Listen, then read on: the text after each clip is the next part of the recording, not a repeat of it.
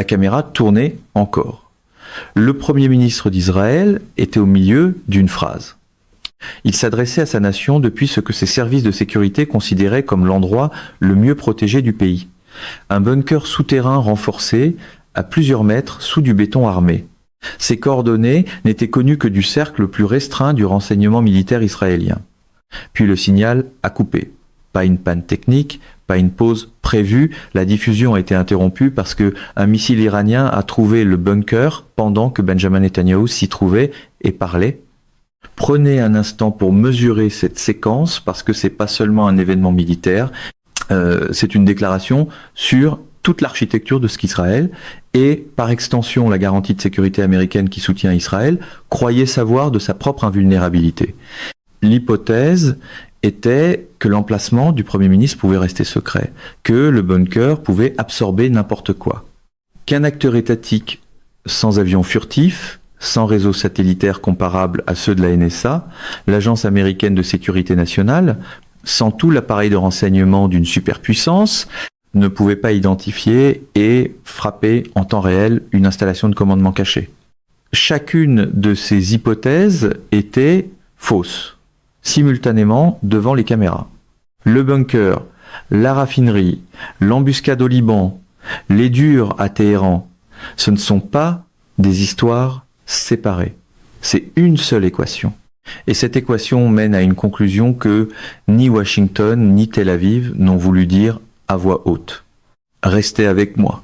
Commençons par le bunker, parce que l'échec du renseignement qu'il représente est le chiffre qui devrait dominer toutes les conversations stratégiques sur la planète en ce moment, mais qui ne le fait pas. Pour qu'un missile iranien trouve le bunker de commandement de Netanyahou, l'une de plusieurs choses devait être vraie. Soit il y a eu une pénétration des services de sécurité israéliens à un niveau permettant de fournir les coordonnées du bunker, un échec de renseignement humain d'une ampleur historique. Soit l'opération iranienne de renseignement d'origine électromagnétique a atteint un niveau de capacité que la communauté du renseignement occidental ne croyait tout simplement pas possible. Cela inclut son imagerie satellitaire et sa surveillance électronique des communications du gouvernement israélien, ou une combinaison des deux. Il n'y a pas de quatrième option. Le bunker n'était pas un lieu public, il n'était pas trouvable par des sources ouvertes.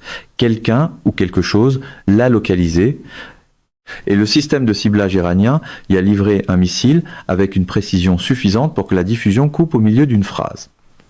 Faites les calculs sur ce que cela signifie pour les 50 000 soldats américains supplémentaires maintenant déployés dans la région dans le cadre de l'opération Epic Fury. Si l'Iran peut trouver un bunker durci et caché sous protocole de sécurité actif, il peut trouver une base d'opération avancée. Il peut trouver les schémas de patrouille prévisibles d'un groupe aéronaval.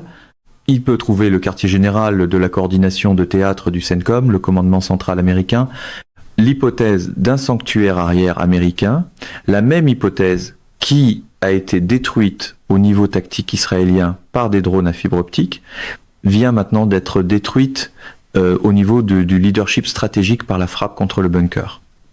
Chaque commandant américain dans le théâtre opère maintenant avec une connaissance nouvelle et très précise. L'Iran sait où vous êtes. Maintenant, faites les calculs sur la raffinerie.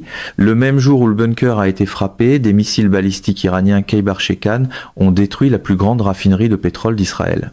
Ce sont des missiles à combustible solide, à court temps de préparation, avec une forte manœuvrabilité terminale. La raffinerie n'a pas été endommagée, elle a été détruite. L'installation qui traite les hydrocarbures nécessaires à la logistique militaire israélienne, à son approvisionnement civil en carburant et à sa base industrielle a disparu.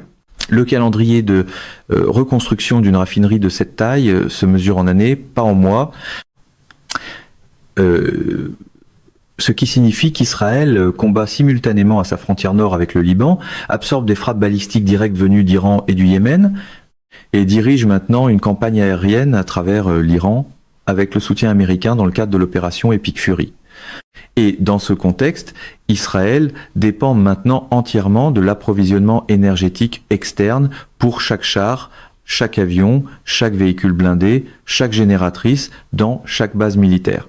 La stratégie géoéconomique que l'Iran exécute n'est pas compliqué. Détruire la capacité de l'ennemi à soutenir sa propre machine de guerre. Et ce jour-là, précisément, cette stratégie a obtenu un résultat décisif. Restez avec moi, parce que le troisième chiffre de cette période de 24 heures est celui que le gouvernement israélien a le moins de capacité d'absorber politiquement. Quand Israël a lancé son opération terrestre au Liban, le cabinet de guerre croyait que ces avantages technologiques permettraient de minimiser les pertes d'infanterie, la supériorité aérienne, les munitions de précision, les systèmes de protection active Trophy sur les chars Merkava, le renseignement en temps réel, tout cela devait réduire le coût humain. Ce qui s'est produit à la place, c'est une embuscade d'une ampleur que l'histoire militaire moderne produit presque jamais dans un seul engagement. Des centaines de soldats israéliens sont morts dans une seule opération, en une seule journée. Le Hezbollah avait préparé des positions défensives en couche, des réseaux de tunnels, des missiles guidés anti-chars, et la patience d'une force qui se prépare depuis des années à exactement cette confrontation terrestre. Ces missiles étaient positionnés pour engager les blindés israéliens aux angles précis où les systèmes Trophy ont leur probabilité d'interception la plus faible. L'armée israélienne est entrée dans un terrain que le Hezbollah avait transformé en zone de mise à mort. Et le bilan des pertes qui en est sorti est le genre de chiffre qui met fin à des carrières politiques, fait s'effondrer des cabinets de guerre et force les sociétés à confronter ce qu'on leur avait réellement dit à ce qui se passait réellement. Maintenant, superposer les mathématiques diplomatiques à ces trois événements. Les 7 et 8 mai, Mojtaba Khamenei a officiellement pris la fonction de guide suprême de l'Iran. Ce n'est pas un pragmatique, ce n'est pas un réformiste. Il vient de l'orbite interne des gardiens de la révolution. Son arrivée au pouvoir signifie qu'une faction contrôle maintenant la plus haute fonction de l'État iranien. C'est la faction qui menait des opérations militaires parallèles sans informer le président Pezeshkian.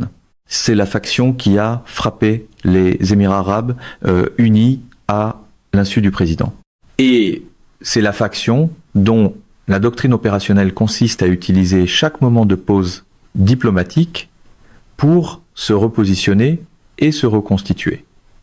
L'analyste iranien de haut niveau Seyed Marandi a déclaré publiquement « L'Iran ne cherche pas un cessez-le-feu. L'Iran exige un nouveau statu quo. » Ce ne sont pas les mots d'un gouvernement qui se prépare à signer un mémorandum d'entente en 12 points. Ce sont les mots d'un gouvernement qui a conclu que la trajectoire actuelle joue en sa faveur. Faites les calculs sur ce que signifie un nouveau statu quo dans le contexte de ce qui vient de se produire. Le bunker de Netanyahou a été trouvé et frappé.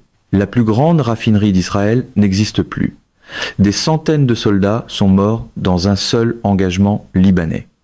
Le premier message public du nouveau guide suprême à Washington a été formulé comme un ultimatum. Et les signaux nucléaires transmis par les médias d'État iraniens ne sont pas du bruit accidentel. Les références au modèle nord-coréen, les documentaires sur le programme d'armement de Pyongyang diffusés simultanément par les canaux d'information iraniens, et le message implicite selon lequel la pression militaire conventionnelle accélère l'acquisition nucléaire au lieu de la dissuader, tout cela est construit. C'est une communication soigneusement construite par un gouvernement qui dit au monde qu'il a tiré la bonne leçon du manuel de Pyongyang. La seule garantie de survie du régime, c'est une arme qui rend un changement de régime militairement impensable. La Corée du Nord a survécu, Kadhafi n'a pas survécu, Saddam n'a pas survécu. La variable qui distingue ces résultats est un seul programme d'armement. Le calendrier de percée nucléaire de l'Iran, le temps nécessaire pour convertir l'uranium enrichi existant en une arme fonctionnelle, se mesure déjà en semaines, pas en mois. Les 230 frappes de l'opération Epic Fury contre les infrastructures iraniennes ne changent pas ce calcul, elles l'accélèrent. Maintenant, ramenez cela aux chiffres qui relient tout à la personne qui regarde cette vidéo, votre pompe à essence, votre chaîne d'approvisionnement, votre fonds de pension. L'opération Epic Fury a frappé 230 cibles à travers l'Iran en une seule période de 24 heures. L'ampleur de cette opération, 230 cibles, tout le poids de la puissance aérienne combinée américaine et israélienne, a nécessité une dépense logistique et en munitions que les économistes de la défense signalent déjà comme insoutenable aux taux actuels de production des États-Unis. Les munitions de précision ne sont pas fabriquées en quelques jours. Les stocks de missiles Tomahawk, décrits comme considérablement épuisés il y a 3 semaines, ne sont pas beaucoup moins épuisés après 230 nouveaux ensembles de frappes. Et les 50 000 soldats américains supplémentaires maintenant dans le théâtre ne sont pas des chiffres abstraits. Ce sont des êtres humains à portée des missiles balistiques iraniens dont les coordonnées, l'Iran a démontré qu'il pouvait les trouver.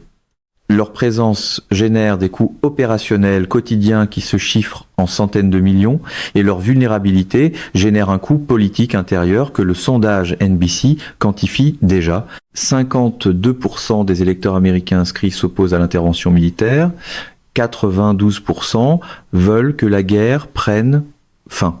Pendant ce temps, à l'hôpital Al-Aqsa de Gaza, 5 médecins tentent de garder en vie 4500 patients sous dialyse. Ils le font sans électricité fiable, sans eau propre suffisante et sans les chaînes d'approvisionnement dont les patients en insuffisance rénale ont besoin pour survivre au-delà des prochaines 72 heures. 5 médecins, 4500 patients. L'insuffisance rénale sans dialyse produit un coma urémique en quelques jours. Les mathématiques de ce ratio produisent une conclusion qui ne demande aucune autre explication. Elles annoncent un événement faisant des milliers de victimes à l'intérieur d'un hôpital en silence pendant que le monde regarde des trajectoires de missiles sur des écrans radars. L'UNESCO a documenté 132 sites culturels et historiques détruits à travers l'Iran par la campagne aérienne combinée. Un patrimoine civilisationnel élamite, perse et islamique qui existait depuis 3 et 4 000 ans a disparu dans la phase terminale d'une munition de précision. Les conventions de La Haye interdisent le ciblage intentionnel du patrimoine culturel. L'écart entre ce que disent ces conventions et ce que montrent les images satellites est l'écart entre l'ordre juridique international qui existait avant le 28 février et celui qui existe maintenant. Et à votre pompe à essence, le chiffre est de 4 $ et 50 cents le gallon. Le Brent oscille entre 98 $ et 113 $, selon le titre diplomatique qui a traversé les fils de presse au cours des 6 dernières heures. Lufthansa a annulé 20 000 vols cette semaine. United Airlines a réduit presque de moitié ses prévisions de bénéfices pour l'ensemble de l'année. Goldman Sachs mène une analyse interne qui compare les ponctions actuelles dans les réserves mondiales à l'embargo pétrolier arabe des années 1970. Le coussin mondial se situe à 45 jours. Chaque jour sans résolution est un jour soustrait à ce chiffre. Et la voie de résolution passe maintenant par un guide suprême dont le premier message était un ultimatum et par un appareil de ciblage qui vient de démontrer qu'il peut trouver des installations de commandement souterraines durcies pendant que leurs occupants parlent à la télévision en direct. Voilà où nous en sommes. Un missile iranien a trouvé un bunker souterrain durci et a coupé la diffusion d'un Premier ministre au milieu d'une phrase, détruisant toutes les hypothèses sur la supériorité du renseignement israélien et américain dans le théâtre. Le même jour, la plus grande raffinerie d'Israël a été détruite, rendant toute son opération militaire dépendante de l'approvisionnement externe en carburant. Le même jour, des centaines de soldats israéliens sont morts dans une embuscade libanaise qui a détruit toutes les hypothèses sur la capacité de l'armée israélienne à mener une campagne terrestre contre un adversaire asymétrique préparé. Le nouveau guide suprême de l'Iran vient du corps dur des gardiens de la révolution. Et son premier message à Washington était un ultimatum, pas une offre. Les signaux nucléaires sont transmis avec une clarté délibérée et croissante. 50 000 soldats américains sont dans le théâtre avec des stocks de munitions épuisés à portée d'un appareil de ciblage qui vient de prouver qu'il peut trouver des bunkers cachés. 5 médecins gèrent 4500 patients dans un hôpital sans électricité. Et 132 sites de civilisation humaine qui existaient depuis des milliers d'années ont disparu. L'analyse dominante demande encore si l'accord tiendra, si le cadre de moratoire de 12 ans sera accepté, si Project Freedom reprendra. Ce sont les mauvaises questions. La bonne question est de savoir à quoi ressemblera le monde le matin après qu'un gouvernement qui vient d'acquérir la leçon nord-coréenne aura franchi la dernière étape que cette leçon prescrit. Parce que la frappe contre le bunker n'était pas un accident militaire, c'était un point de données. Et les points de données, contrairement aux déclarations diplomatiques, ne peuvent pas être retirés. Les chiffres ne mentent pas. Les chiffres sont l'histoire. Faites les calculs sur ce qui s'est passé en 24 heures. Mesdames et messieurs, notre émission d'aujourd'hui s'arrête ici. Nous vous invitons à partager votre avis personnel dans la section des commentaires ci-dessous. Perspective politique vous salue et vous donne rendez-vous très bientôt.